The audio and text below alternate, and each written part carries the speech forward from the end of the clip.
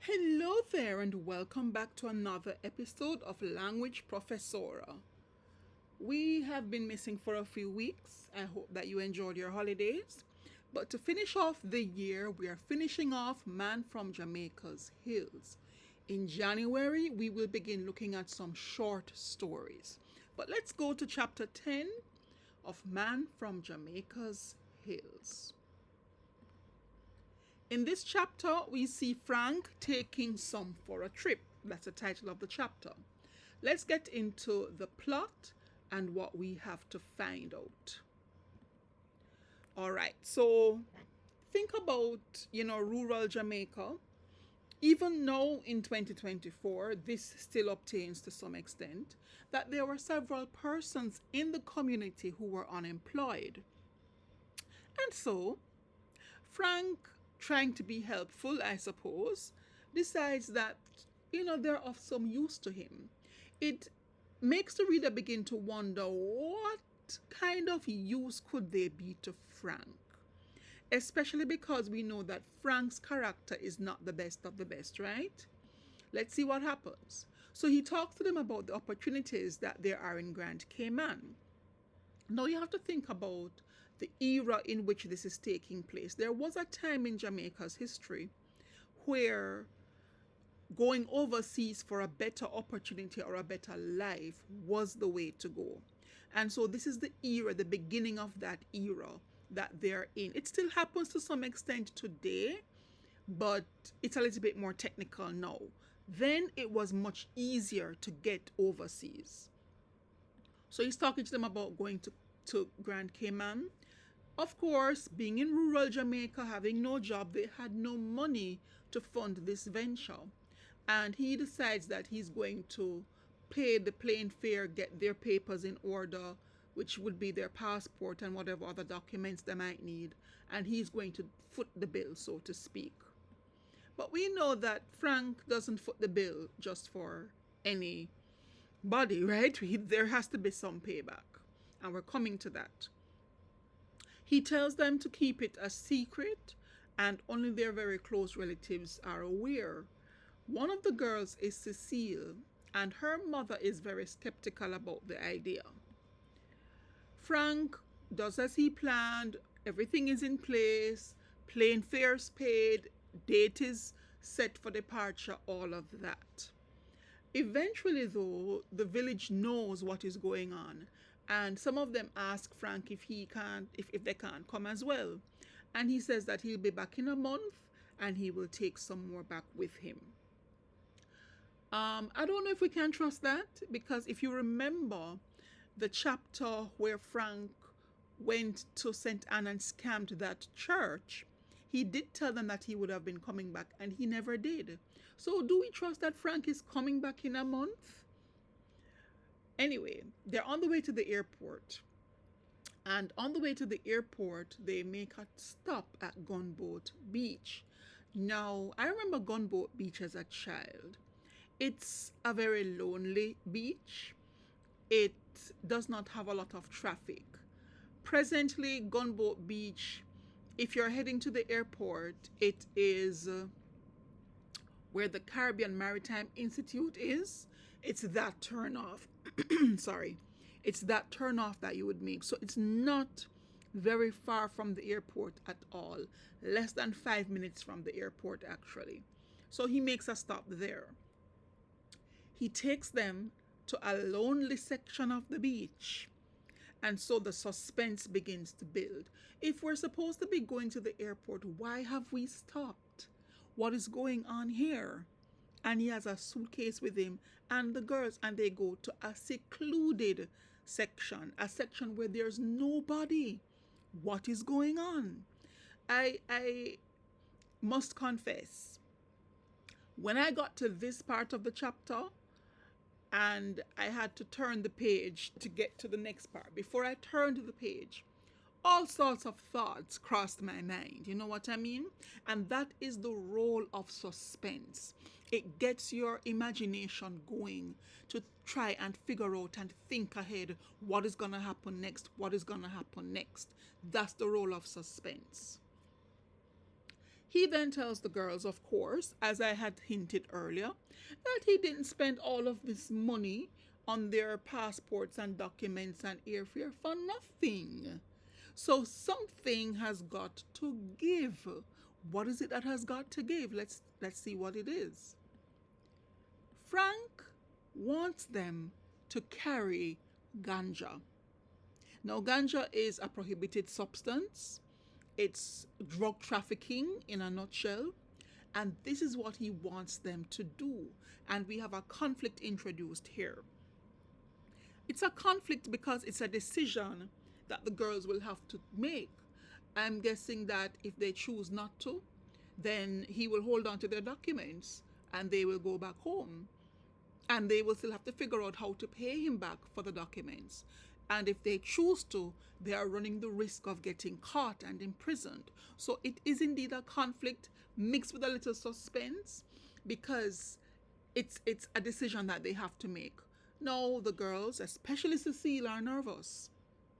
They're worrying, as I said earlier, will they be caught? Will they go to prison? And especially Cecile.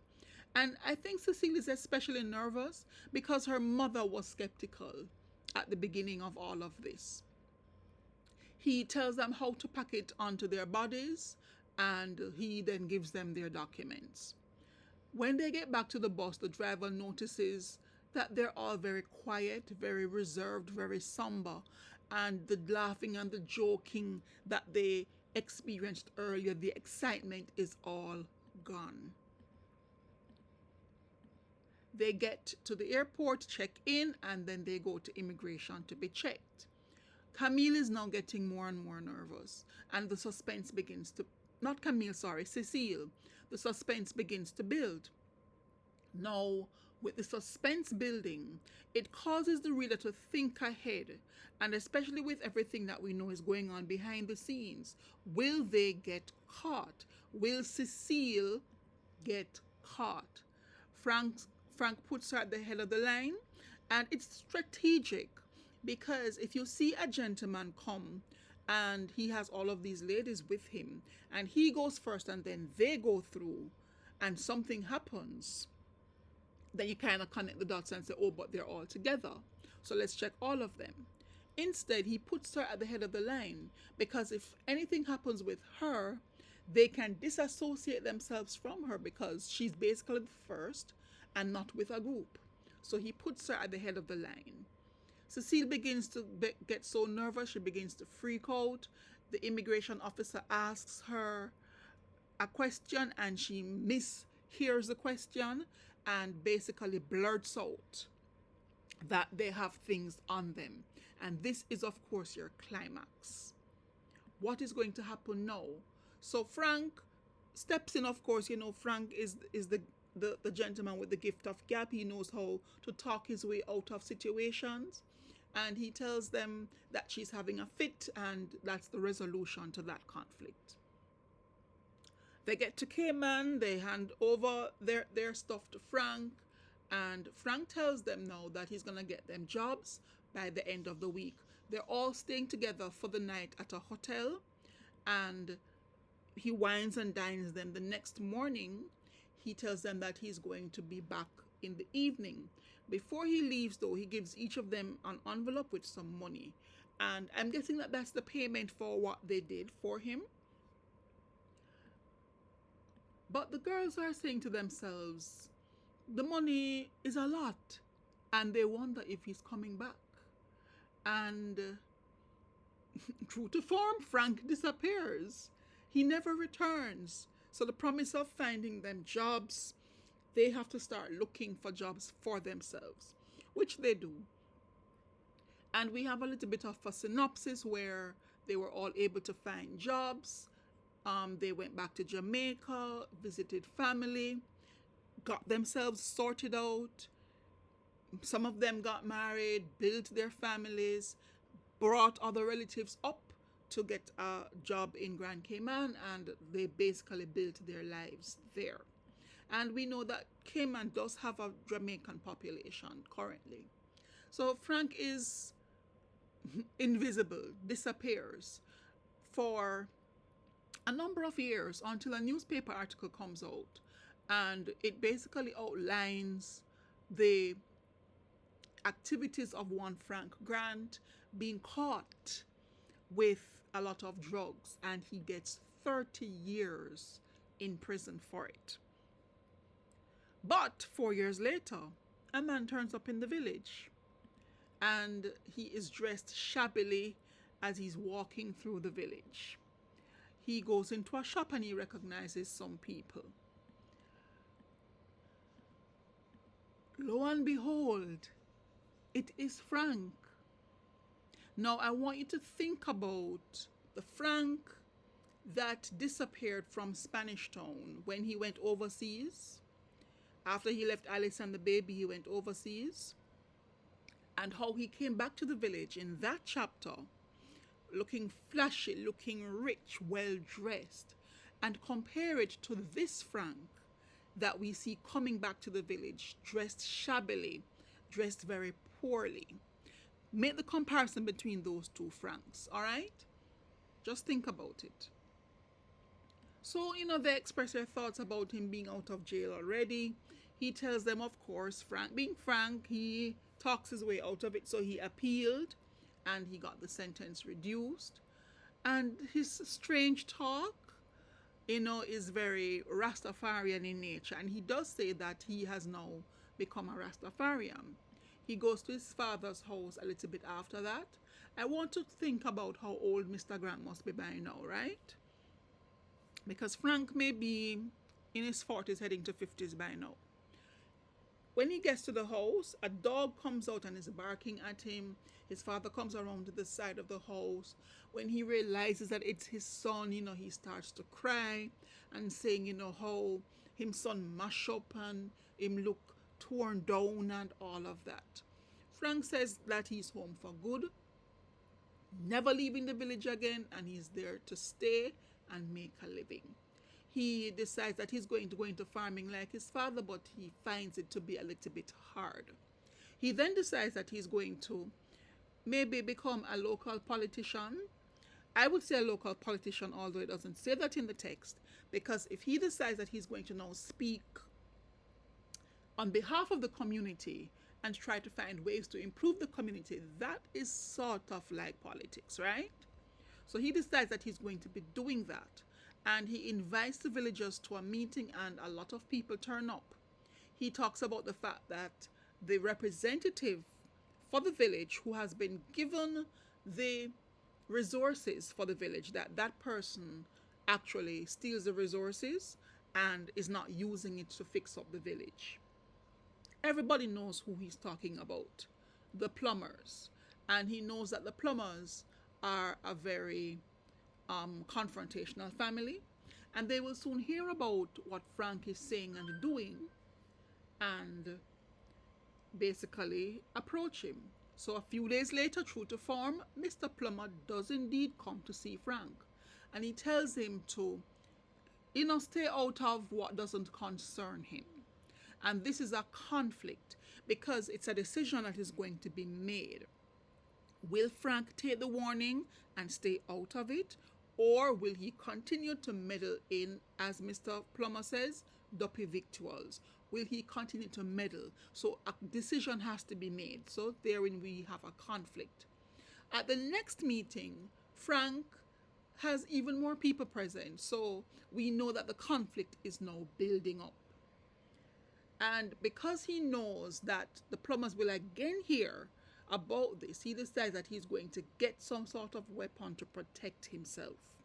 And we have some suspense building, because if Frank was told to stay out of the affair and he has continued and he knows that they're going to hear and he's getting a weapon to defend himself, we see some suspense building up because we are now expecting another confrontation to take place.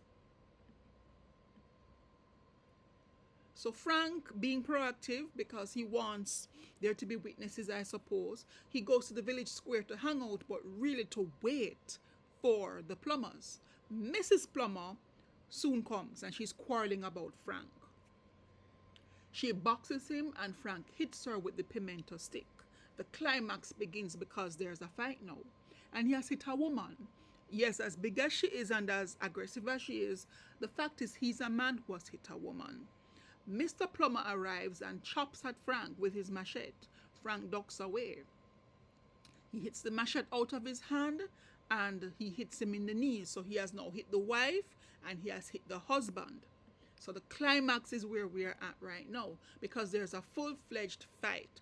Frank sees the sons. There are two sons. Go back into the chapter and look at their names and their descriptions. There are two sons that the Plumbers have. And they're coming up the road and the climax continues. The rain begins to fall and Frank runs away. That's the resolution. Frank gets away out of the situation. When the rain ends, King Marauders comes to the square and, he says that he has heard about what Frank has done. I'm guessing what he has done with regards to attacking the Plumbers, although he was attacked first. But that sort of crime would not go unpunished in his kingdom. Remember, King Marauders had not so good, all right? So, he views Jimmy Peace as his kingdom. So he makes that declaration and that statement. However, no one knows where Frank went and he was never seen again. That's it. That's the end of Man from Jamaica's Hills. Let's take a look at some of the other elements. We have Frank, the girls. I misspelled girls, lo siento. We have Cecile, Cecile's mother, the bus driver, the immigration officer. School children, when Frank returns to the village, he encounters some school children. Mr. Williams, I think that's the shopkeeper. Philip, Daniel, a little boy, Mr. Grant, the villagers. The Plummer family, Desmond, who he bought a bicycle from, and King Marauders. Those are all of your named characters or mentioned characters in the plot. The setting is Kingston, started at Kingston at the airport, then it went to Cayman, then it came back to Jimmy Peace, and we want to say it's at least 5 years. At least 5 years. And our theme is wealth, because Frank was prospering. Dishonesty, of course, with the trafficking of the ganja, and family. And we see family coming out with Frank and his father and the Plummer family. Let's take a look at some questions. When Frank takes the girls to the beach, what did you think was going to happen? Yes, you have read the chapter by now, but when you got to that part, did you stop and wonder what was going to happen, or did you just read ahead? What do you think was going to happen? If you were one of the girls, even if you're a boy, if you were one of the girls, how would you feel about Frank's plan to traffic drugs? What would you have done? Would you have done what the girls did, which is to accept the risk? Or would you have stood on your morals and said, no, this is illegal, I'm not going to be doing this? What would you have done? Now, this question, I kind of explained it. Do you think the end justifies the means? And what that literally means is, do you think the end result of an action justifies what you have done to get to this result? So in this case, the girls did something dishonest, right? They carried drugs, that's dishonest. But they were able to prosper in life afterwards, being that they were in Grand Cayman, they got jobs for their families, they started their lives there. So they ended up well, but at the beginning it was something illegal that brought them into this area. So do you think, this is what I'm really asking, do you think that the dishonesty in the beginning was okay because it worked out in the end? Is dishonesty ever okay? Even if it's going to work out in the end, think about it. And I want you to generally reflect on Frank's life at the beginning and end of the book. Reflect on his entire life.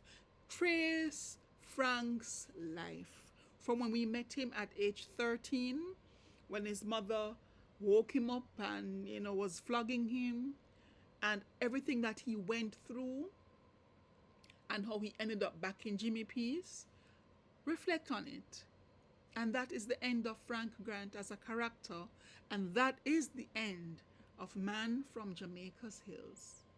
As usual, happy reading.